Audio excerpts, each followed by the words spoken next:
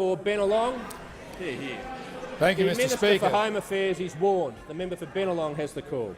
Thank you, Mr. Speaker. My question is to the Minister for the Environment and Energy. Will the Minister update the House on how the government's action to create an affordable and reliable energy system is benefiting families and business across the nation, including in my electorate of Bennelong? Is the Minister aware of any alternative approaches? Minister for the Environment and Energy. Thank you, Mr. Speaker, and I thank the member for his question. And after his straight sets victory and a few double faults from those opposite, he is the champion of Bennelong, Mr. Speaker. He is the people's champion of Bennelong, Mr. Speaker. And the people of Epping and the people of Putney and the people of Ryde know that he is fighting hard for their best interests, and he is fighting hard to drive their power bills lower, Mr. Speaker. And he strongly supports the Turnbull government's reforms, knowing that for businesses we have visited in his electorate, like Cafe Neon and Pride Meats, that with the Turnbull government's energy reforms, they will be able to invest more money in jobs in their community. That means more butchers, more baristas, more bookkeepers, Mr. Speaker, more jobs for the people of Bennelong. And the reforms that we are driving include the National Energy Guarantee.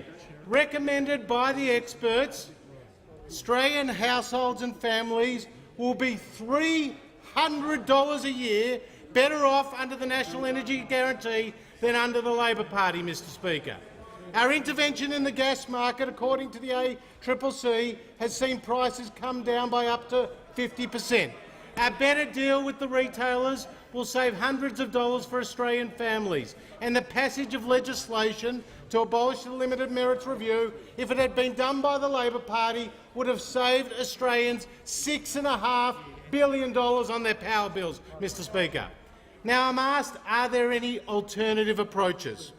Well, we know that the Labor Party is the party of higher power bills, because when they were last in office, power prices doubled, Mr. Speaker.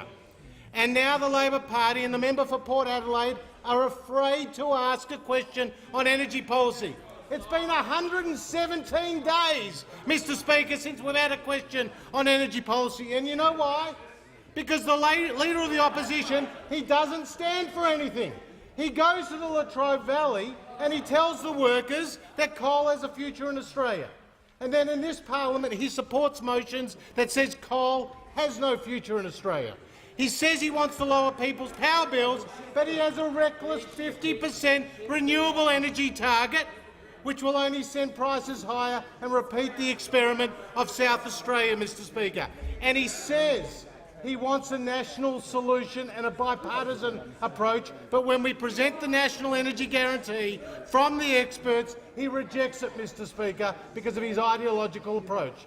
So when it comes to energy policy, which is now dictated by the far left of the Labor Party, don't look at what the Leader of the Opposition says, look at what he does.